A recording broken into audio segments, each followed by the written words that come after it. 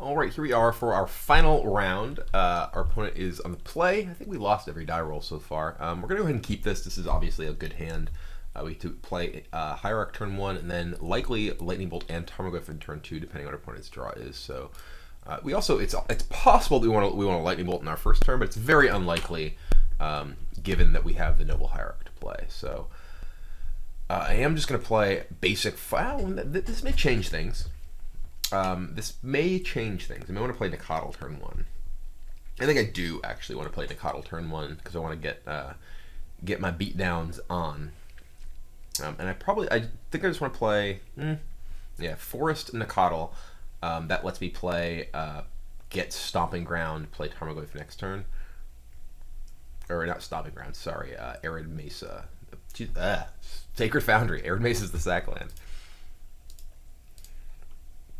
The Mighty Nicodle. There's not like a 1 damage thing that my opponent can do to punish me for not playing a pain land here. It's not like, Fire Ice or something like that is gonna come down. And I don't against this. I don't want to play my Tarmogoyf right now. I'm actually just gonna go ahead and play Noble Hierarch because I don't want this to just die. I want to play my Tarmogoyf when it's gonna be immune to Bolt.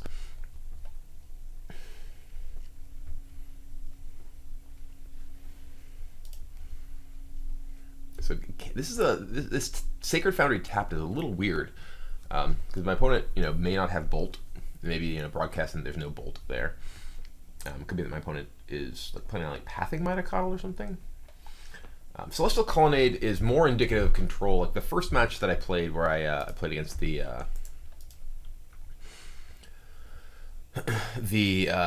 kind of want to play get the Sacred Foundry untapped, but I'm gonna get it tapped. There's some argument for getting it untapped so I can possibly play Bolt and then, potentially get my Tarmogoyf bigger, faster. But right now my opponent's not going to Bolt this, so. My opponent had played Foundry untapped or had bolted my Nicodle or something. I very likely would have just played this into Tarmogoyf instead. Or just played, this untapped, attacked with Wild Nicodle. Alright, so I guess I'm going to play Pride Mage here too.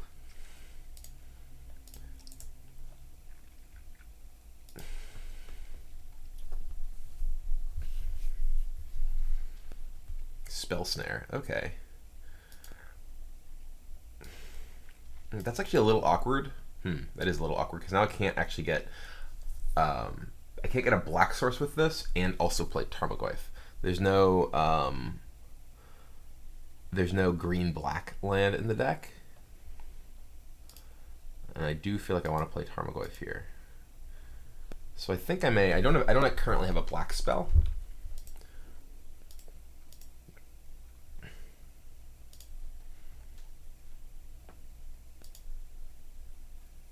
So I think I do want to play the Tarmogoyf here, though. So I think it's worth sacrificing a little bit of my, potential equity of drawing a black spell next turn, or just before I draw a fetch land, in order to play the Tarmogoyf here.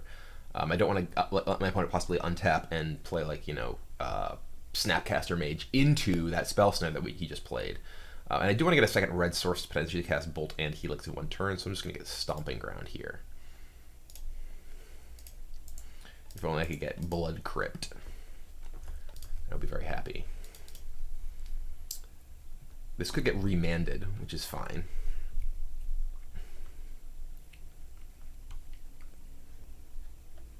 I would obviously prefer it did not, but...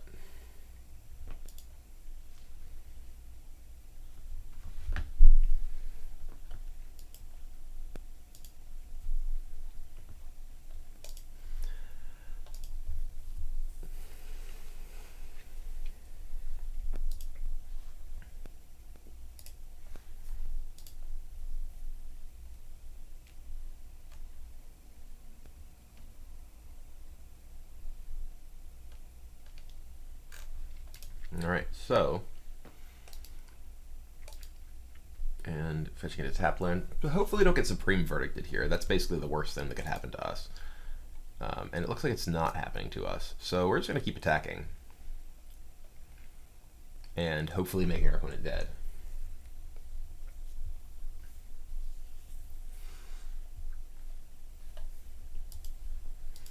No, this is okay. End step, just getting a land, sure. And we could get Cryptic here, which looks like that might be what's happening. Cryptic, tap, draw, okay. It's fine. And I don't think I want to play another Tarmogoyf, just in case my opponent does have Supreme Verdict, because this looks like a deck that could very easily have Supreme Verdict in it. So I'm just going to say go.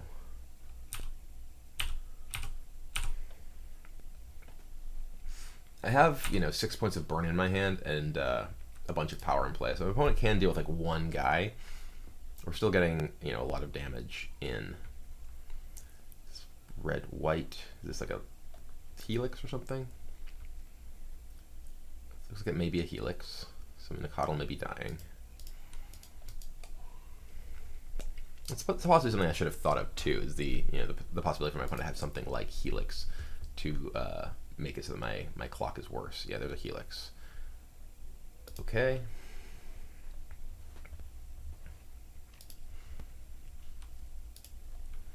So I'm actually just going to helix my opponent's face here. He can Snapcaster Spell Snare potentially.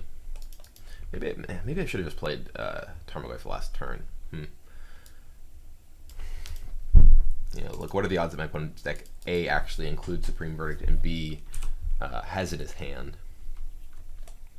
We may be getting, it looks like this may be Snapcaster Spell Snare, and that's fine. That will clear the way for our Tarmogoyf from our hand, which could have just resolved last turn, but now I'm actually just gonna at this point just play out my entire hand.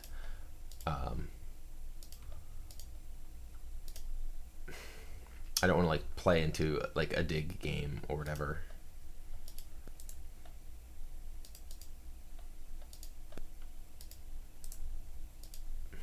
I should have actually left this untapped and played it with this, so I could actually play either Path or Bolt. So yeah, Tarmogoyf should have been in play. That was a mistake. I was being overly cautious against a particular card that's not a very popular main deck card.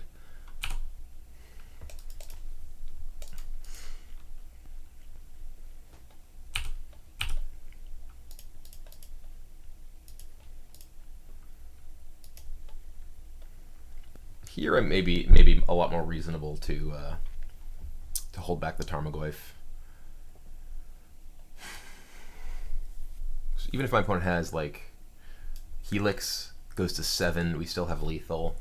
So I'm just gonna say go. Here we, if our opponent does have Supreme Verdict, we definitely want some threat left over. Obviously, this is a little awkward because it's all right, well, now we have just lethal from lightning bolts and on board.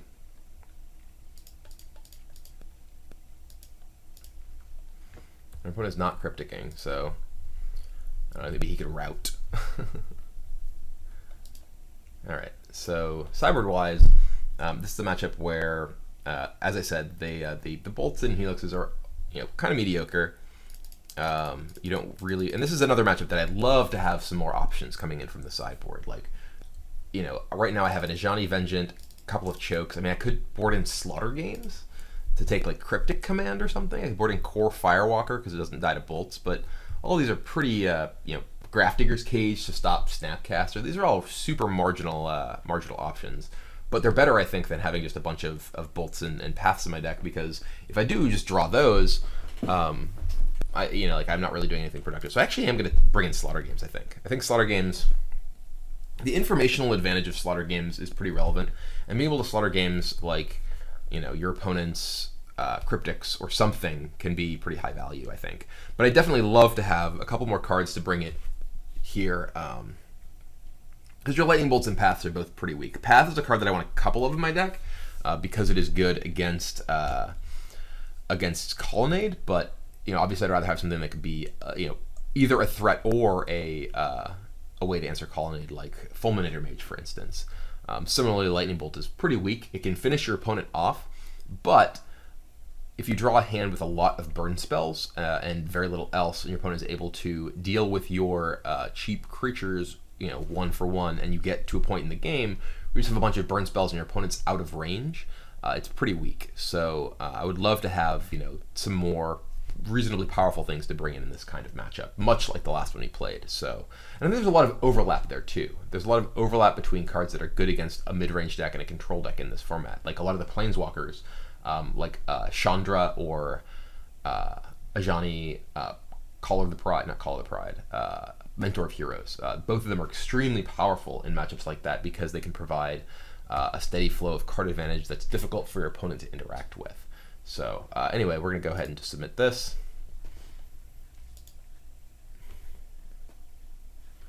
And this is a good hand. We're going to go ahead and keep it. Choke is an excellent card against this kind of deck because a lot of what their deck does is focuses on dealing with cheap creatures, cheap ways to kill your creatures. So here, I'm going to just play Stomping Ground into Wild Nicottle because that's great. I'm playing Stomping Ground rather than a white source because my opponent played a turn 1 Plains, which may indicate just a path to exile. My opponent may just want to path me, and that's exactly what happened. So now we're going to go get a Plains, and now we can just fetch and play Anafenza next turn. And that's what we're going to do. Oh, wow, and a Rhino. Okay, so we're going to go ahead and just fetch with this to go get Godless Shrine. Or Blood Crypt. Would we rather have Blood Crypt? I think we'd rather have Blood Crypt because we'd rather be able to play multiple red spells than multiple white spells. Although actually we have... I'll get Godless Shrine because we actually do have Anafenza and Rhino, or Pride Mage and Rhino. No, but we already have another white source. Okay, we'll get Blood Crypt. And we'll play Anafenza. I'm putting like Mana Leak or Remand Us here. And yeah, Mana Leak. And we need to... Oh, there's no... Okay, it's just cancel.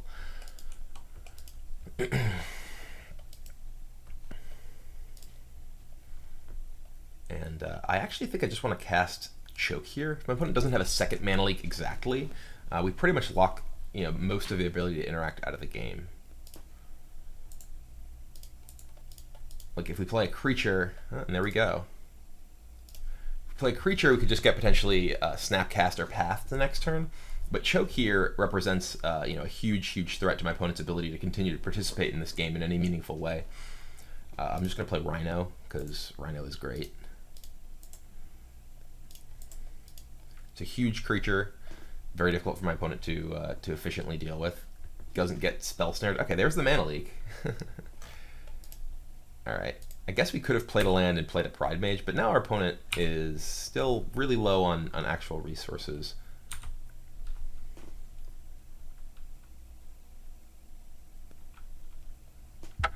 Oh, and just concedes because he can't beat Choke. And that's... Choke is such a powerful card. Like, I think if that game is gonna teach you anything, it's that Choke is a card that is consistently underrated, and that could go into lots of sideboards, and it shows up in very few of them. I've played Choke so many times in Modern, and so many of my opponents didn't even realize it was legal because it's a card that shows up so infrequently. So if you take anything away from that game, it should be that Choke is incredibly powerful in the format. Because there's so many decks that are very island heavy, whether they're Cryptic Command decks or otherwise, and it can just win you games pretty much on the spot, and that's more or less what happened there. My opponent used a Mana Leak to deal with my first, I guess second creature, and then did not have an answer for Choke and just lost immediately. So anyway, that is it for this week. I really enjoyed this deck. I think that it has a lot going for it. As I said during the last match and this one, I definitely changed a few things. I think with the sideboard, it's possible that. Core Firewalker, maybe that's does belong in the sideboard because of the popularity of Blue-Red Delver. Could be an excellent card there. It certainly stops, can't be killed by most of their things, and stops the Young Pyromancer and its tokens. I do imagine that your Delver opponents are going to be bringing in Threads of Disloyalty against you, so I'm not sure just how good that is. It's also, Volcanic Fallout. It does live through Fallout too, so it's certainly, that 1-2 punch in that matchup does seem like it's quite valuable. Keeps you alive. Stops Swift Spear, keeps you alive through burn spells. Does seem it does a lot of work in that matchup. But regardless, obviously we're going to see how the format changes with the ban restricted announcement. My prediction is I'm not sure what to predict. Like, I would like to see Bloodbraid Elf unbanned, because I think that Bloodbraid Elf was basically the scapegoat for Deathrite Shaman when Deathrite Shaman when Jund was first dominant. Deathrite Shaman got sort of a pass because it was in the newest set, and Bloodbraid Elf got the axe, and then Jund kept winning without Bloodbraid Elf, and then finally, last year Deathrite Shaman got banned. I do think that Birthing Pod is probably too good and should probably be banned. It's it causes lots of repetitive gameplay. I do think it's an interesting deck building challenge, but it's just, the problem is that it's just the best thing that you can possibly be doing if you're playing any kind of creature deck in a lot of cases, and that's it ends up creating a lot of repetitive game states, and warping the format around it, which whatever, there are going to be cards that do that, but it has had its time, and I'm not sure that it deserves more. I don't know that anything other than Bloodbraid ought to be unbanned. Ancestral Visions is something that people have suggested. I don't think that that's a great idea, but it does certainly feel silly if Dig and Treasure Cruise are legal and Visions is banned.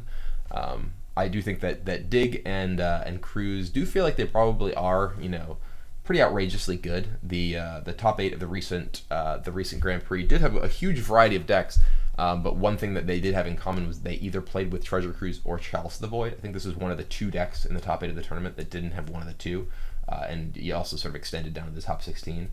I don't want to ramble on too much, but I think that the presence of the significant presence of Chalice of the Void is rarely a sign of a healthy format, because it either is played against degenerate decks or in degenerate decks that are ones that can produce tons of mana to play it for large numbers. Like when Tinker was a big deck and it had tons of artifact mana, Chalice was super popular in those decks. And generally speaking, when you see people resorting to Chalice in Modern, it's because there are decks that they really can't interact with effectively otherwise.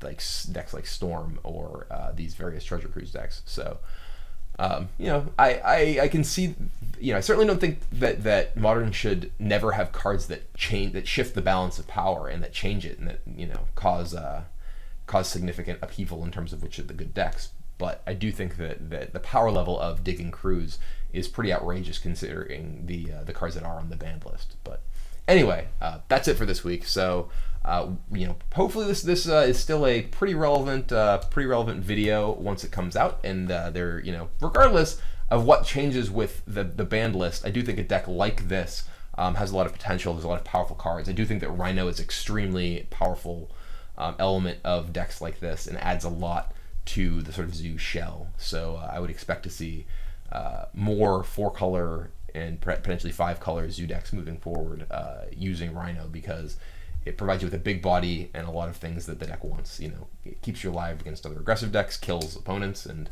what more can you ask for? So anyway, thank you very much for watching, and I will see you next time.